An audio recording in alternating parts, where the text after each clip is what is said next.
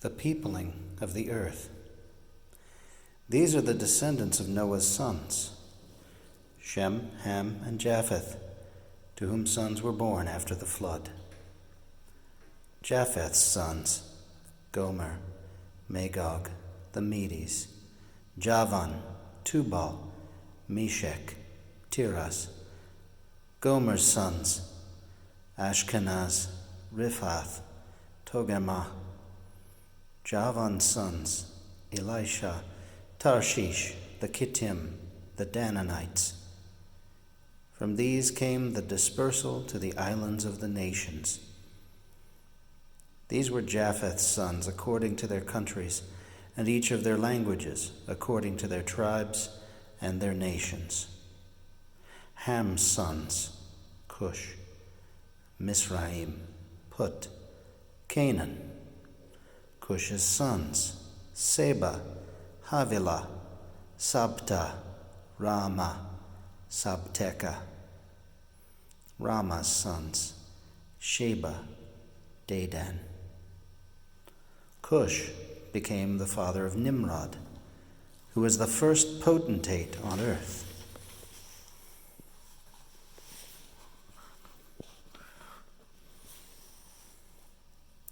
He was a mighty hunter in the eyes of Yahweh. Hence the saying, like Nimrod, a mighty hunter in the eyes of Yahweh. First to be included in his empire were Babel, Erech, and Akkad, all of them in the land of Shinar. From this country came Ashur, the builder of Nineveh, Rehoboth-ir, Kala, and Resen, between Nineveh and Kala. This is the great city. Mizraim became the father of the people of Lud, of Anam, Lehab, Naphtah, Pathros, Cusla, and Caphtor, from which the Philistines came.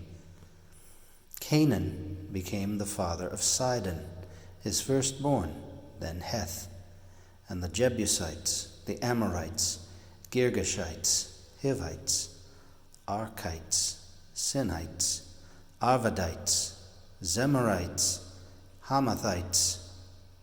Later the Canaanite tribes scattered. The Canaanite frontier stretched from Sidon in the direction of Gerar and as far as Gaza, then in the direction of Sodom, Gomorrah, Admah, and Zeboim, and as far as Lesha. These were Ham's sons, according to their tribes and languages, according to their countries and nations. Shem was also the father of children, the ancestor of all the sons of Eber, and the elder brother of Japheth. Shem's sons, Elam, Ashur, Arpachshad, Lud, Aram. Aram's sons, Uz, Hul, Gether, and Mash. Arpachshad became the father of Shelah, and Shelah became the father of Eber. To Eber were born two sons. The first, called Peleg, because it was in his time that the earth was divided, and his brother was called Joktan. Joktan became the father of Almodad, Sheleph, Hazarmaveth, Jerah, Hadoram, Uzal, Dikla, Obal, Abimael, Sheba, Ophir, Havilah, Jobab. All these are the sons of Joktan. They occupied a stretch of country from Mesha in the direction of Sephar, the eastern mountain range. These were Shem's sons, according to their tribes and languages, and according to their countries and nations. These were the tribes of Noah's sons, according to their descendants and their nations. From these came the dispersal of the nations over the earth after the flood. The Tower of Babel. Throughout the earth Men spoke the same language with the same vocabulary. Now, as they moved eastward, they found a plain in the land of Shinar, where they settled. They said to one another, "Come, let us make bricks and bake them in the fire." For stone they used bricks, and for mortar they used bitumen. "Come," they said, "let us build ourselves a town and a tower with its top reaching heaven. Let us make a name for ourselves so that we may not be scattered about the whole earth." Now Yahweh came down to see the town and the tower that the sons of man had built. "So they are all a single people with a single language," said Yahweh. "This is but the start of their undertakings. There will be nothing too hard for them to do. Come, let us go down and confuse their language on the spot, so that they can no longer understand one another." Yahweh scattered them thence over the whole face of the earth, and they stopped building the town. It was named Babel, therefore, because there Yahweh confused the language of the whole earth. It was from there that Yahweh scattered them over the whole face of the earth. The patriarchs after the flood. These are Shem's descendants. When Shem was 100 years old, he became the father of Arpachshad, 2 years after the flood.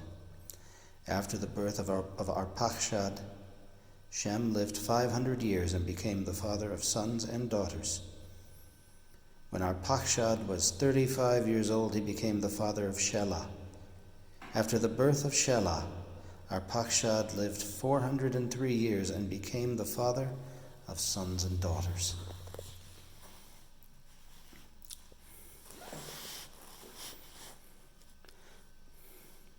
When Shelah was 30 years old, he became the father of Eber. After the birth of Eber, Shelah lived 403 years and became the father of sons and daughters. When Eber was 34 years old, he became the father of Peleg. After the birth of Peleg, Eber lived 430 years and became the father of sons and daughters. When Peleg was 30 years old, he became the father of Reu. After the birth of Reu, Peleg lived 209 years and became the father of sons and daughters. When Reu was 32 years old, he became the father of Serug. After the birth of Serug, Reu lived 207 years and became the father of sons and daughters. When Serug was 30 years old, he became the father of Nahor. After the birth of Nahor, Serug lived 200 years and became the father of sons and daughters. When Nahor was 29 years old, he became the father of Terah. After the birth of Terah, Nahor lived 119 years and became the father of sons and daughters.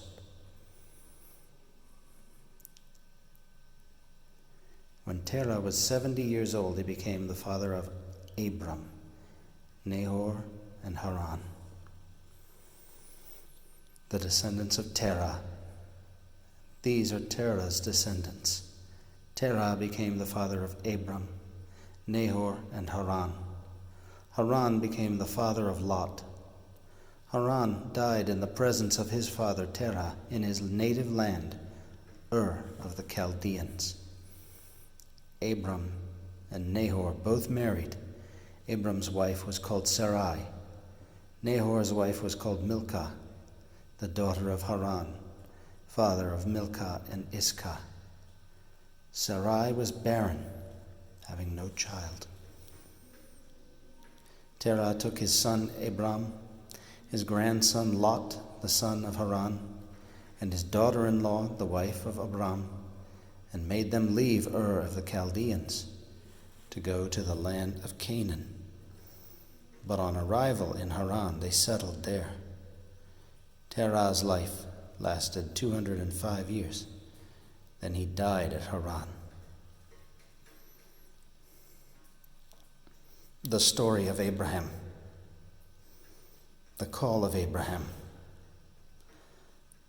Yahweh said to Abram, "Leave your country, your father, and your family and your father's house, for the land I will show you. I will make you a great nation. I will bless you and make your name so famous that it will be used as a blessing. I will bless those who bless you. I will curse those who curse you. I will curse those who slight you. All the tribes of the earth shall bless themselves by you." So Abram went as Yahweh had told him, and Lot went with him. Abram was 75 years old when he left Haran. Abram took his wife Sarai, his nephew Lot, all the possessions they had amassed, and the people they had acquired in Haran. They set off for the land of Canaan and arrived there. Abram passed through the land as far as Shechem's holy place, the oak of Moreh. At that time, the Canaanites were in the land.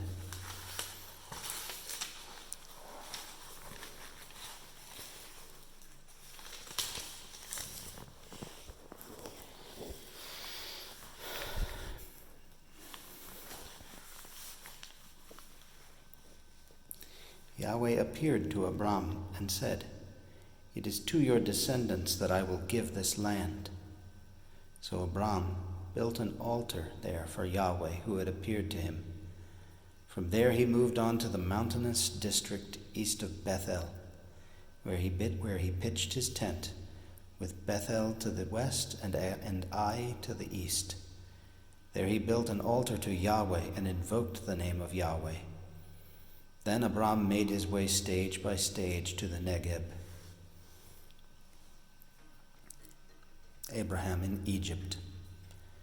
When famine came to the land, Abram went down into Egypt to stay there for the time, since the land was hard pressed by the famine. On the threshold of Egypt, he said to his wife Sarai, "Listen, I know you are a beautiful woman. When the Egyptians see you, they will say, 'That is his wife.' And they will kill me, but spare you. Tell them you are my sister, so that they may treat me well because of you, and spare my life out of regard for you." When Abram arrived in Egypt, the Egyptians did indeed see that the woman was very beautiful.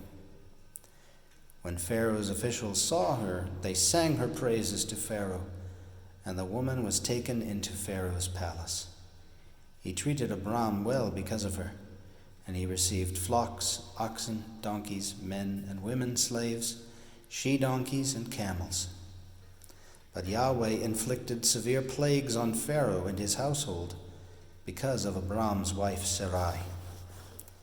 So Pharaoh summoned Abram and said, "What is this you have done to me?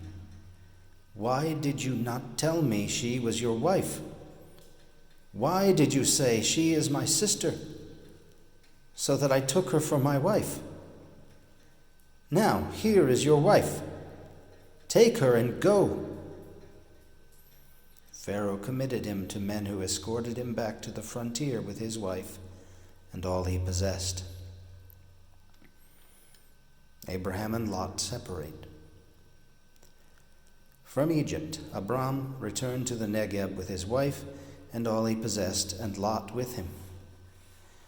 Abram was a very rich man, with livestock, silver, and gold. By stages he went from the Negeb to Bethel, where he had first pitched his tent between Bethel and Ai, at the place where he had formerly erected the altar. Here Abram invoked the name of Yahweh. Lot, who was traveling with Abram, had flocks and cattle of his own, and tents too. The land was not sufficient to accommodate them both at once, for they had too many possessions to be able to live together. Dispute broke out between the herdsmen of Abram's livestock and those of Lot's. The Canaanites and the Perizzites were then living in the land. Accordingly, Abram said to Lot, "Let there be no dispute between me and you, nor between my herdsmen and yours. for we are brothers. Is not the whole land open before you? Part company with me. If you take the left, I will go right. If you take the right, I will go left." Looking around, Lot saw all the Jordan plain, irrigated everywhere. This was before Yahweh destroyed Sodom and Gomorrah, like the garden of Yahweh or the land of Egypt as far as Zoar. So Lot chose all the Jordan plain for himself and marched off eastward. Thus they parted company.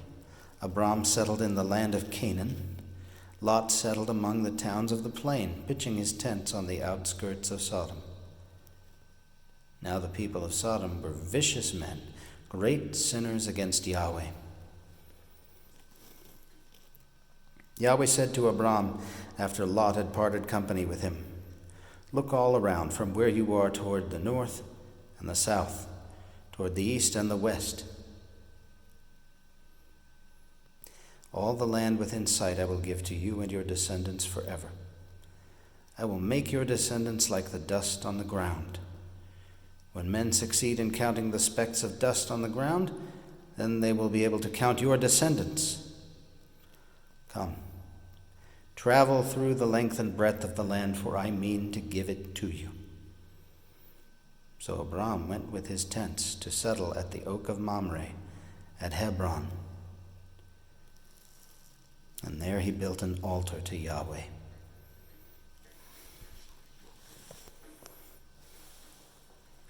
The campaign of the 4 great kings. It was in the time of Amraphel, king of Shinar, Arioch, king of Elasar, Cheder Laomer, king of Elam, and Tidal, king of the Goim. These made war on Bera, king of Sodom, Birsha, king of Gomorrah, Shinab, king of Admah, Shemeber, king of Zeboim, and the king of Bela, that is, Zoar.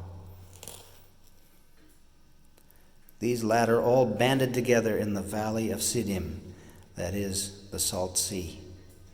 For 12 years they had been under the yoke of Chedor Laomer, but in the 13th year they revolted. In the 14th year Chedor Laomer arrived, and the kings who were on his side. They defeated the Rephaim at Ashtaroth Karnaim, the Zuzim at Ham, the Emim in the plain of Kiriathaim, the Horites in the mountainous district of Seir, as far as El Paran, which is on the edge of the wilderness. Wheeling round, they came to the spring of judgment, that is, Kadesh. They conquered all the territory of the Amalekites, and also the Amorites who lived in Hazazon Tamar. Then the kings of Sodom, Gomorrah, Admah, Zeboim, and Bela, that is, Zoar, marched out and took up battle positions against them in the valley of Siddim, against Chedor Laomer, king of Elam, Tidal, king of the Goim, Amraphel, king of Shinar, and Arioch, king of Elasar. 4 kings against 5. Now there were many bitumen wells in the valley of Siddim, and in their flight the kings of Sodom and Gomorrah fell into them, while the rest took refuge in the mountains. The conquerors seized all the possessions of Sodom and Gomorrah and all their provisions and made off. They also took Lot, the nephew of Abram, and his possessions and made off. He was living at Sodom. A survivor came to tell Abram, the Hebrew, who was living at the oak of the Amorite Mamre, the brother of Eshcol and Aner. These were allies of Abram. When Abram heard that his kinsman had been taken captive, he mustered his supporters, the members of his household from birth, numbering 318, and led them in pursuit as far as Dan. He and his servants fell on them by night and defeated them, pursuing them as far as Hobah, north of Damascus. He recaptures all the goods, along with his kinsman Lot and his possessions, together with the women and people.